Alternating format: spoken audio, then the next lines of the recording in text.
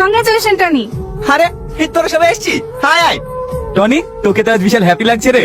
হ্যাঁ ভাই, তুই ঠিকই ধরেছিস। আমার হ্যাপি থাকার কারণ হচ্ছে এই যে যে আমার জীবনে অনেক সুখ এনে দিয়েছে। এই ভাই, তুই তো বিকারি সুখী হয়ে গেলি। আমি যাকে ভালোবাসি সে তো আমার সাথে সারাদিন কাজই করে। আমি এবার কি করে সুখী হবো বলদিনি? কি হবে আবার? তোর ভাই আছে না? আরে তোর জন্য মেয়ে আমি দেখবো। সালমা, এটাই লাস্ট সুযোগ। কাজী সাহেব এখনো আসেনি, তুই তোর মনের কথাটা বলে দে। না, আমি বলতে পারবো না। দেখ, তুই যদি টনিকে সারা জীবনের মতো পেতে চাস তাহলে তুই তোর মনের কথা বলে দে। এটাই তোর লাস্ট সুযোগ। টনি, তোর সাথে আমার কিছু কথা আছে। হ্যাঁ বল। কি রে, তুই কাঁদছিস কেন? টনি, আমি তোকে অনেক ভালোবাসি। তুই সব কি বলছিস? তুই ঠিক আছিস তো? আজকে আমার বিয়ে।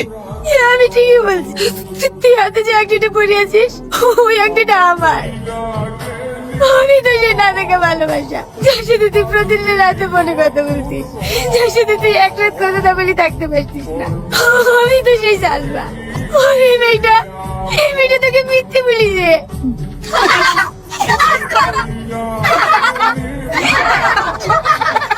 কি হলো বোন, অবাক হচ্ছ? অবাক হওয়ার কিছুই নেই, তোমার টানি তোমারই আছে। মানেটা আমি বলছি, তুই নিজেকে অনেক চালাক ভাবিস তাই না? আমি অনেকদিন আগেই জেনে গেছি যে বন্ধু আমাকে পাগলের মতন ভালোবাসে সে আর অন্য কেউ না, সেটা হচ্ছে তুই। তুই কি করে জানলি? কি করে জানলাম শুনবি? তাহলে শোন। বল, কি বলবি? দেখ টনি, তোর সাথে যেটা হয়েছে খুবই অন্যায় হয়েছে, তাই আমি সালমার হয়ে তোর কাছে ক্ষমা চাইতে এসেছি। খবর তোর নাম আমার সামনে উচ্চারণ করবি নি, ওকে আমি ঘৃণা করি। তুই ওকে ঘৃণা করতে পারিস, কিন্তু ও তোকে অনেক ভালোবাসে। কি ভালোবাসে? তুই সালমাকে চিনতে পারিসনি, ওই সে আংটিওয়ালা মেয়ে যাকে তুই পাগলের মতো ভালোবাসি। তুই কি বলছিস রে? হ্যাঁ, আমি ঠিক বলছি। তোকে যখন পুলিশ ধরে নিয়ে যায়, তোর হাতের আংটি দেখে ও তোকে চিনতে পারে। ও খুব কান্না করছিল রে, আর আফসোস করে বলছিল আমি কি ভুল করলাম। তারপরে তো প্রিন্সিপালকে সঙ্গে করে নিয়ে গিয়ে তোকে ছাড়িয়ে নিয়ে আসলো। তাহলে ও যদি আমাকে ভালোবাসে তাহলে আমাকে এতদিন বলেনি কেন?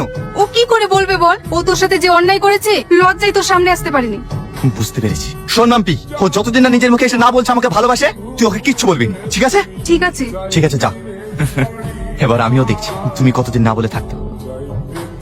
তারপরে আমি আমার এই ফ্রেন্ডকে আমার সঙ্গে ভালোবাসার অভিনয় করতে বলি, যেন তুই যে আমাকে ভালোবাসিস সেই কথাটা তুই আমাকে নিজে এসে বলিস। তার মানে তুই সেই নাটকের পাটিসাপ? আরে তুমি ওকে বকছো কেন? তুমি আমাদেরকে এতদিন জ্বালিয়েছো, আমরাও তোমাকে একটু জ্বালিয়েছি, একটু সহ্য করো। তুমিও না।